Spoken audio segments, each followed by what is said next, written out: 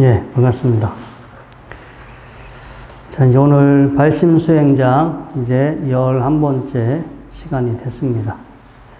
이 원효 스님께서 우리 공부하는 사람, 마음을 닦는 사람들이 어떤 마음을 가져야 하는지 이제 그 스님께서 정말로 간절한 마음으로 우리 후학들을 위해서 남겨놓은 말씀이 사실은 발심수행장이죠.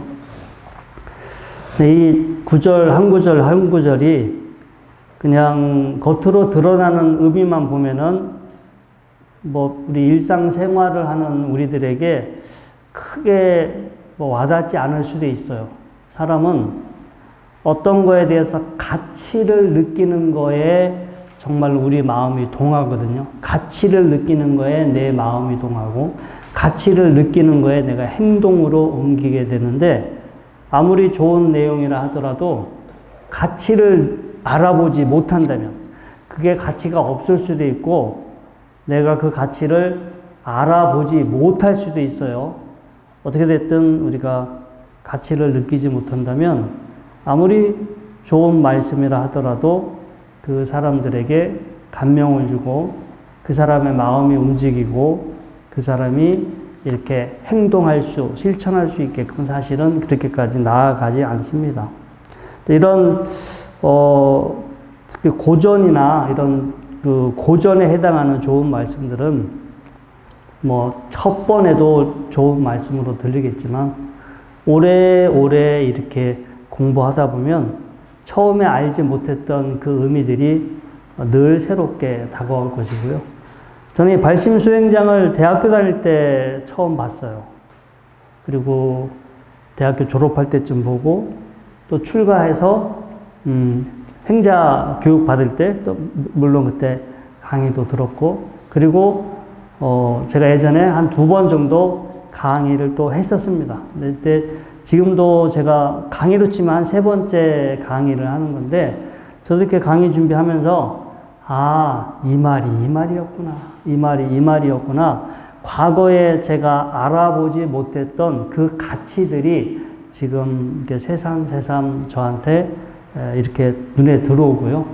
이렇게 가치가 들어왔을 때 젊었을 때는 그 가치를 알아보지 못했기 때문에 저도 이렇게 입으로만 설명해주고 제가 실제 제 삶에서 어떤 변화가 생기지 않았는데 지금은 저도 좀 나이도 먹어가면서 이 말들이 더 뭔가 깊숙이 더 뭔가 큰 충격으로 저한테 지금 느껴지고 있는 것 같습니다. 저번 주 목요일은 엊그제 목요일은 제가 아는 스님의 장례식에 연결식에 제가 참여를 했었는데요. 그 스님은 제가 93년도에 저쪽 지리산에는 실상사라는 절이 있어요. 실상사라는 절 위에 약수암이라는 절이 지금도 암자가 있는데 제가 이제 그곳에 옛날 그 스님, 엊그저께 돌아가셨던 그 스님하고 둘이서 지냈어요. 1년 가까이를 생활을 했는데 그 스님은 원래 강사 스님이셨어요. 참선도 하시고 스님들 강원에서 강의를 하셨던 강사 스님이셨고 책도 여러 권 이렇게 좋은 책들을 번역을 해 주셨습니다.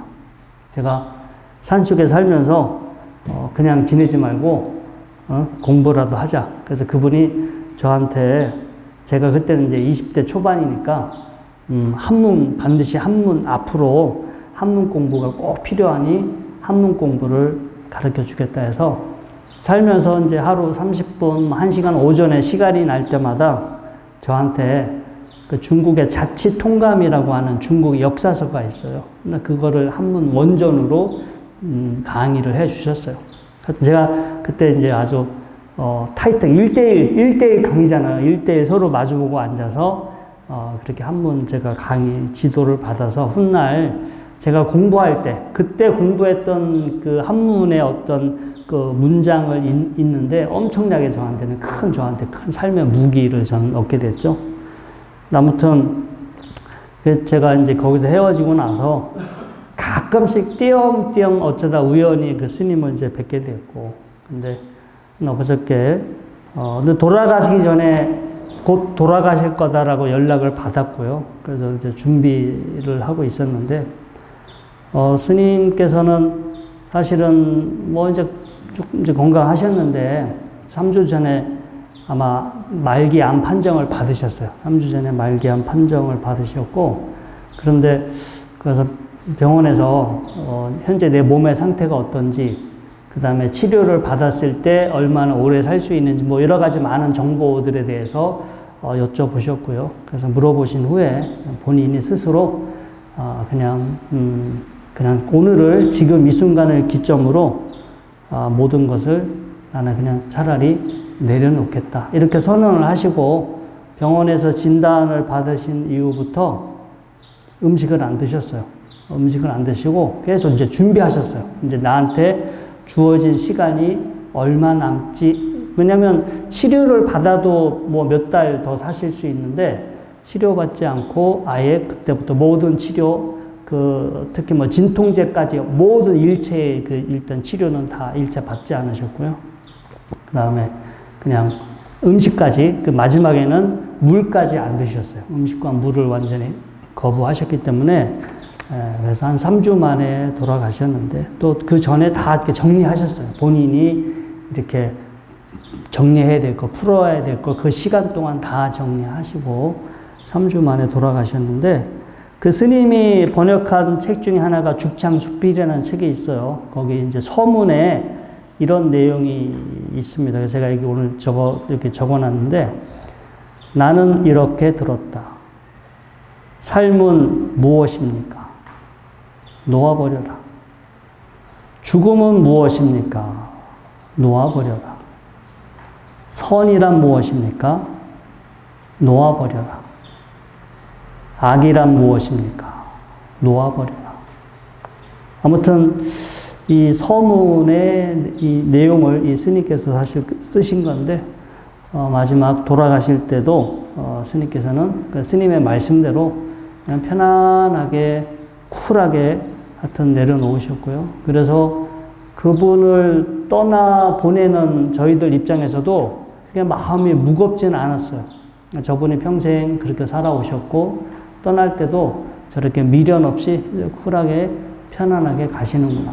그래서 그 조사를 하셨던 그 스님이 이제 그런 말씀을 하셨어요. 우리가 꽃이 필 때만 아름다운 게 아니라 어떤 경우는 꽃이 지는 순간도 아름답다. 어떻게 지느냐에 따라 다른데, 이 스님께서는 돌아가시는 모습이 본인한테는 무척 괴롭고 힘든 어떤 경험이었겠지만 아무튼 그런 모습 자체가 주변 사람들한테 뭔가 큰 의미를 이렇게 던져주고, 이렇게 열반에 쓰셨기 때문에 이제 아름다운, 말 그대로 뭔가 이제 아름다운 마무리, 아름다운 내려놓음이 되지 않았나. 그래서 이게, 제가 이 말씀을 드리는 게 오늘 이 공부할 내용하고도 사실은 연관이 있어요. 오늘 공부할 대목이 이심중해를 심영사문이요.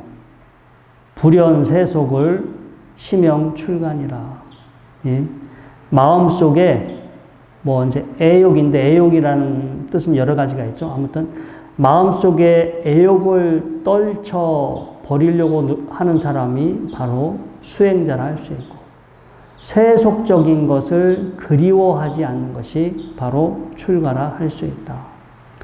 이심중애, 애라는 것은 무언가 원하고 바라고 집착하는 거예요. 원하고 바라고 집착하는 거. 근데 우리는 평상시 이 순간순간 이렇게 살아가면서 우리는 뭐 나는 크게 욕심 없어요. 뭐 나는 뭐 바라는 게 없어요. 라고 하는데 가만히 보면은 사실 순간순간 무언가를 끊임없이 원하고 무언가를 끊임없이 바라보고 무언가를 끊임없이 향하고 있어요. 오늘 이렇게 1호 법회 때 여러분들이 이제 지금 관음전에 이렇게 앉아 계신데, 마음이 어디로 가지 않고, 과거나 미래로도 가지 않고, 무언가 원하거나 바람이 없이, 그냥 지금 이 순간에 있다면, 여러분들의 마음은 그냥 고요하고 평화롭고 평온하실 거예요. 근데 여기서 이 자리에 앉아 계시지만 무언가 더 원하는 것이 있다. 가령 예를 들어서 제가 이렇게 법문하는데 사람이 이렇게 조그맣지? 이렇게 많이 와서 이 법당을 꽉 채워야 되는데 왜 이렇게 사람이 많이 안 오는 거야? 이런 생각을 제가 만약에 하고 앉아 있다면 저는 마음이 여기에 있는 거예요? 아니면 여기에 있으면서 무언가, 여기 우리 지금 방금 전에 애욕, 사랑 애자인데 무언가를 원하고, 무언가를 갈망하고, 무언가를 바래. 내가 이 자리에 지금 이 순간의 마음이 여기에 와 있고, 지금 이 순간을 충분히 받아들이고, 내가 지금 이 순간에 여기에 머물고 있다면 더 이상 여기서 내가 원하거나 바랄 게 없어요. 이 자리가 바로 극락이 되는 거고, 이 자리가 열반이 되는 거고, 이 자리가 평화로운 거죠. 근데 이 자리에 있음에도 여기서 만족하지 못하고, 여기서 무언가 어디로 가려고 그래. 지금 이거보다 더 좋은 것, 지금 이보다 더 좋은 상황, 뭐 이런 거, 그런 것을 마음이 그쪽으로 가 있고, 그걸 원하고 바라고 있다면, 그 사람은 마음속에 평화, 평온, 휴식이 찾아올 수 없어요. 제가 예전에 혼자서 인도를 여행한 적이, 10몇 년 전에 혼자서 인도를 여행한 적이 있는데, 주로 기차를 많이 타고 다니거든요. 근데 인도는요, 뭐 가보신 분들 아시겠지만, 절대 기차가 제 시간에 안 와. 그리고 언제 올지 몰라요. 근데 일단은 모르니까 그 출발하기로 한 시간에 플랫폼에 나가는데, 저는 최장 한 40시간까지 기다려 본 적이 있어요. 근데 제가 자리를 뜰 수가 없어. 언제 그 기차가 지나갈지 모르니까 딴 데 가지도 못하고 완전 고문해요. 정말로 그 무거운 짐을 짊어지고 빨리 가서 화장실 가서 일 보고 또다시 플랫폼에 와서 이제나 저제나 언제 그 기차가 오기만. 이제 그렇게까지는 최악인 거고, 보통은 뭐 서너 시간, 많게는 대여섯 시간 기차가 연착이 돼. 그럼 제가 플랫폼에서 잠도 못 자죠. 그리고 옆에서 막 오만 사람이 달라붙어요. 뭐 하여튼 뭐 돈 달라는 사람서부터 뭐 막 저 얼굴 막 만지고 뽀뽀하는 사람서부터 희한한 사람까지 다 있어. 이 역에서 정말 간절히 기다리면서 빨리 기차가 와라, 빨리 기차가 와라. 기차 안에 타면은 괜찮은데 플랫폼에서 피신할 데가 없어요. 그리고 제일 황당한 거는 이제 몇 시에 몇 번 플랫폼으로 기차가 들어온다고 돼 있는데, 한 3번 중에 한 번은 플랫폼이 바뀌어.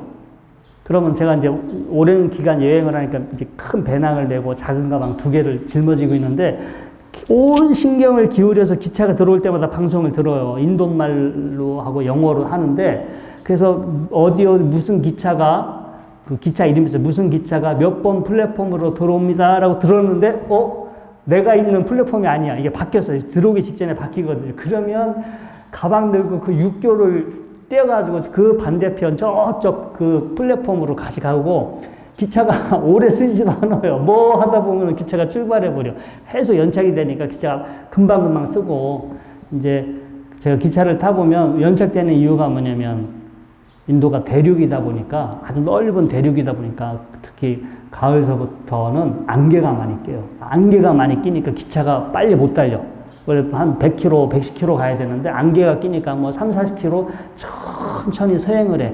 한 대가 서행하니까 뒤따라오는 기차들이 계속 다 서행을 해야 되잖아요. 그러다 보니까 시간이 이렇게 늦어질 수밖에 없는 거 다행인데, 제가 그렇게 플랫폼에서 정말로 그 오만 사람들 거기서 막 시달리고 별의별 사람들이 다 있는데, 잠을 못 자잖아. 일단은 먹지도 못하죠. 어디가 식당 가서 밥 먹고 있을 때 기차 지나갈지 모르니까 밥도 못 먹고, 화장실도 제대로 못 가고, 잠도 못 자고 몇 시간을 그 플랫폼에서 기다렸다가 딱 기차가 들어와서 기차 안에 타가지고 제 칸에 가방을 놓고 그 침대 칸에 탁 누워 있으면, 그때는 이제 휴식이야, 휴식. 도착할 때까지 이제 몇 시간을 가잖아요. 이제 몇 시간은 내가 내 마음대로 이제 누워 있을 수가 있으니까, 내 마음대로 나의 공간이 있잖아요. 딱 커튼 닫아놓고 나만의 공간 안에 정말 누구한테 간섭받지 않고, 그때는 그냥 편안하게 쉴 수 있어서, 정말 편안하다. 정말 그때는 꿀잠이 와요. 너무 마음이 편안하고, 지금 제가 그 이후에 그 기차를 탔는데 정말 더럽고 불편해서 그 다음에 기차를 타도 옛날에 기차를 타면 그렇게 편안했는데, 너무 더 편안해진 상태에서 가니까 상대적으로 그 기차에 대한 느낌도 달라지긴 했지만, 아무튼, 제가 플랫폼에 기다렸을 때 뭐 그 시간이 재밌고 편안하고 뭔가 즐거웠다면 뭐 그런 생각이 들지 않겠죠. 근데 플랫폼에 기다리면서 힘들기도 하고, 제발 빨리 좀 기차가 들어왔으면 좋겠다. 이제 간절히 바라고. 사실은 이제 처음에는 몰랐어요. 나중에, 다른 사람들이 나중에 알려주는 거예요. 아무나 오는 기차 아무나 타고 벌금 내면 된다고. 이제 그 얘기를 알려줘서 그냥 기다리지 말고 아무나 오는 기차 올라타고 거기서 벌금 내면 차라리 그게 훨씬 편하게 가는, 우리나라도 그래요. 우리나라 KTX도 빨리 타고 한번 해봤어요. 급한데, 표는 없고 다 만석이더라고요. 근데 너무 급하게 그때 무슨 뭐 대통령이 온다고 해서 어느 행사에 몇 시까지 꼭 들어가야 된다고 그래가지고 급하게 그냥 기차를 탔는데 표 끊을 새도 없어요.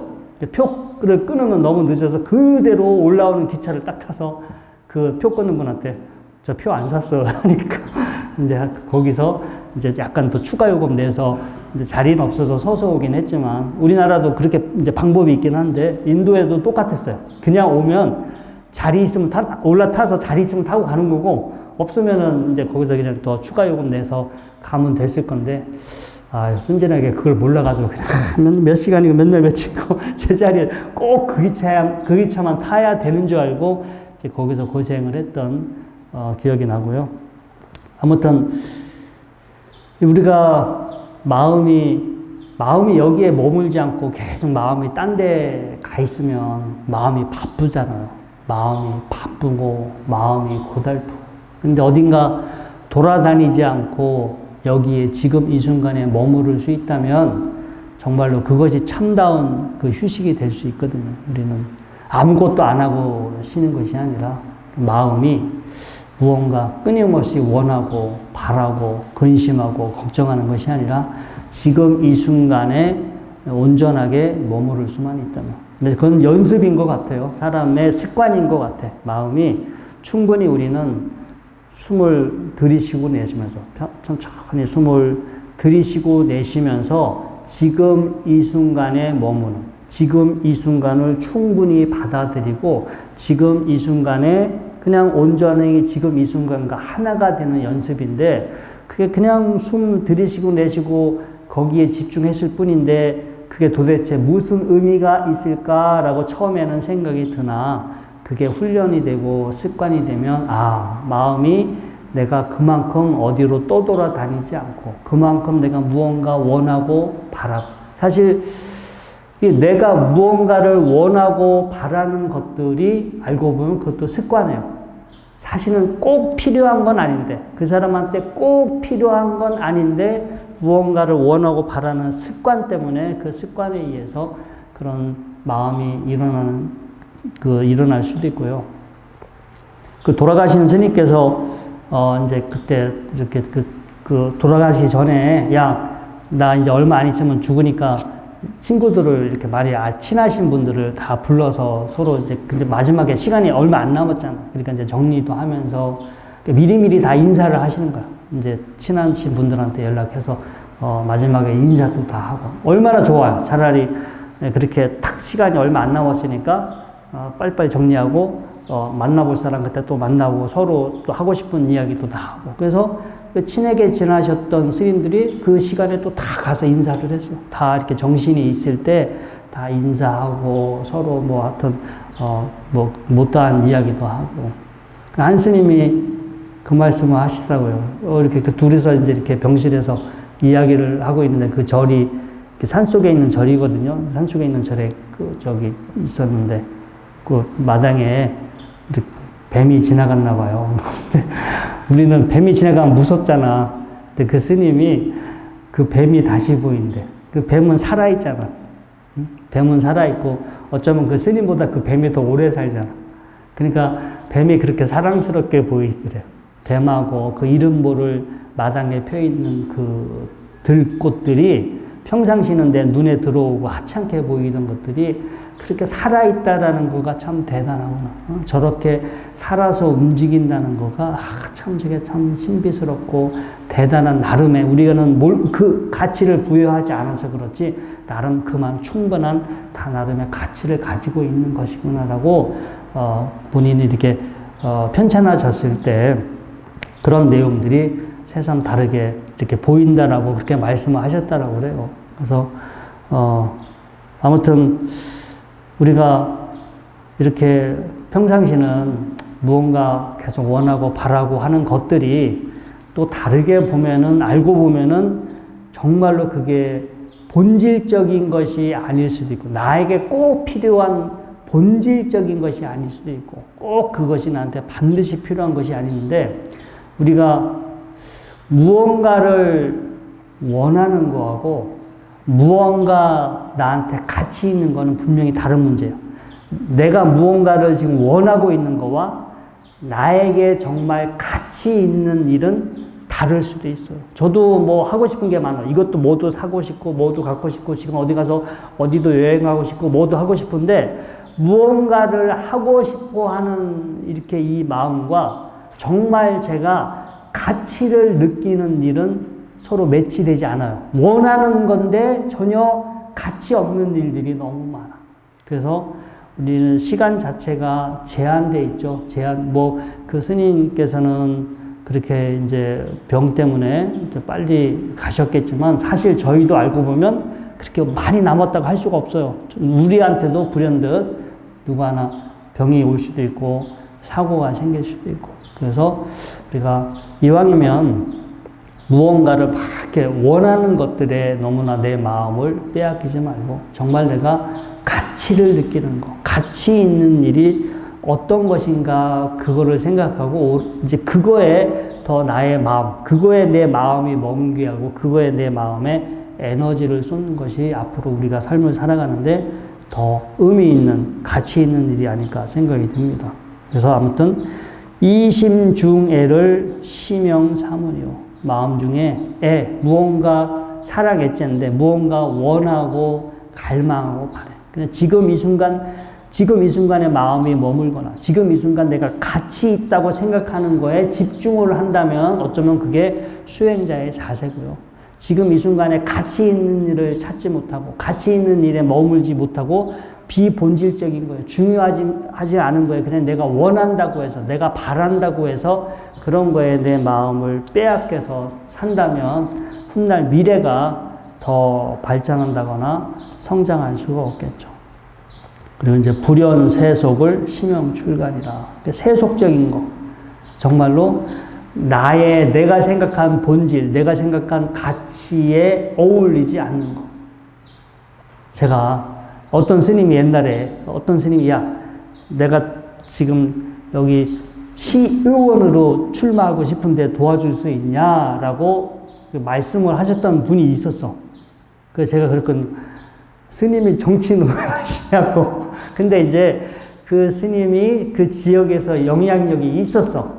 영향력이 있었고, 오랫동안 그 지역에 살면서 영향력이 있었고, 그러고 막 정치인들이 옆에서 부추겼겠죠. 아, 스님 이번에 공청받아서 출마하시면, 아, 스님은 뭐 당선되실 겁니다. 근데 스님도 또 그 뒤에 홀깃해가지고, 이제 결국은 안 나가셨어요. 결국은 안 나가셨지만, 과거에는 스님들 중에 국회의원이 있었어요. 2차례인가 제 기억으로는 제가 어렸을 때, 저 부산 쪽에서는 스님이면서 국회의원이셨던 분이 실제로는 있었습니다. 아무튼 그 이후에 다른 뭐 시의원이나 뭐 다른 걸 하신 분들도 계신 걸로 알고 있는데, 자, 아무튼 뭐 제가 아는 스님이 그렇게 저한테 이제 여쭤본 적이 있어. 야, 내가 지금 나가야 되냐, 말아야 되냐, 내가 나가면 네가 날 도와줄 거냐, 말 거냐, 그런 걸 물어본 적이 있는데, 저는 그 얘기를 들었을 때 깜짝 놀랐어요. 어떻게 스님이 저런 생각을 할 수 있을까? 그냥 절에서 이 스님으로서의 역할 있잖아요. 스님으로서의 역할. 또 절에 산다고, 무조건 절에 산다고 다 스님으로서의 역할을 충실히 하는 건 아니에요. 스님으로서의 역할은 또 절에 살지만 절 안에서도 더 본질적인 것을 우리가 이제 해야 되는데, 살면서 불연세속, 뭔가 세속적인 것, 지금 내 본질에, 현재 내 상황에, 내 입장에 맞지 않는 어떤 그런 것을 그리워하고 그런 것을 꿈꾸지 않는 것, 내 본질에 충실한 것, 이것을 바로 출가라고 한다. 살면서 사실은 그 많은 이런 유혹 같은 거 있잖아요. 이제 많은 여러 가지 많은 제안들을 많이 받아요. 많은 제안들도 받게 되고 많은 유혹도 들어오게 되고. 그런데 내가 왜 출가를 했는지, 출가자라면 어떻게 살아야 되는지, 내가 지금 무엇을 내가 어떤 거에 가치를 두어야 되는지를 망각하지 않고 그것을 생각하면서 살면은 출가자를 할 수 있고, 출가를 했지만 자기 본질적인 거, 자기가 해야 될 거, 자기가 가치를 두어야 하는 것을 망각하고 계속 이리저리 떠들면 사실은 뭐 출가자라고 말할 수가 없겠죠. 그래서 하여튼 원효 스님께서 이런 말씀을 했어요. 출가를 했지만 자기 출가하실 때의 어떤 본질을 잊어버리고 세속적인 명예, 세속적인 권력, 세속적인 재물, 뭐 스님들도 인간이기 때문에 아직 수행이 다 되지 않았기 때문에 그런 거에 마음을 빼앗겨서 홀려서 살고 계신 분들이 많아서 혹시나 그렇게 살까봐 미리 이렇게 경계를 하셨던 것 같아요. 이심중해를 심영사문이요, 불연세속을 심영출가니라. 그리고 이게 또 더 깊이 들어가면은요, 우리는 어떤 걸 보고 듣고 생각해요. 보고 듣고 맛보고 생각하고 보고 듣고 맛보고 생각하면서 반드시 좋아하거나 싫어하는 반응을 일으켜요. 어떤 것은 좋은 것이다, 어떤 것은 나쁜 것이다, 뭐 이렇게 뭔가가 분별하고 좋은 것은 집착하고 나쁜 것은 싫어하는 그러한 반응을 일으키게 되는데, 바로 그게 첫 대목의 이심중해, 마음속에 좋아하고 싫어하는 분별심이죠. 근데 우리가 경험의 내용 그 자체는 사실 좋고 나쁨이 없어요. 좋고 나쁨이 없고, 그거를 경험하는 사람의 주관, 똑같은 상황이지만 어떤 사람은 그것을 좋게 평가하고 또 어떤 사람은 그것을 나쁘게 평가할 수도 있어요. 세상은 좋고 나쁨이 정해져 있는 게 아니고요. 그리고 알고 보면 내가 지금 이 순간 보고 듣고 느끼고 안다라는 것도 실제 보고 듣고 느끼는 게 아니라 그냥 머릿속에서 분비되고 있는 호르몬이에요. 머리에서 신경세포들이 주고받는 신호일 뿐이지 뭐가 이게 따로 있거나 좋다 나쁜 거가 정해진 게 아니라 알고 보면 머리에서 주고받고 있는 그냥 신호일 뿐이야. 근데 그 신호가 실제로 있는 거다 착각하고 이건 좋은 거야, 저건 나쁜 거야, 이건 꼭 있어야 돼, 저건 없어져야 돼, 이렇게 분별심을 일으켜서 거기서 사실은 모든 괴로움이 다 비롯되게 되죠. 그래서 아까 엊그저께 돌아가신 그 스님의 말씀대로 선하다고 생각하는 것도 내려놔라.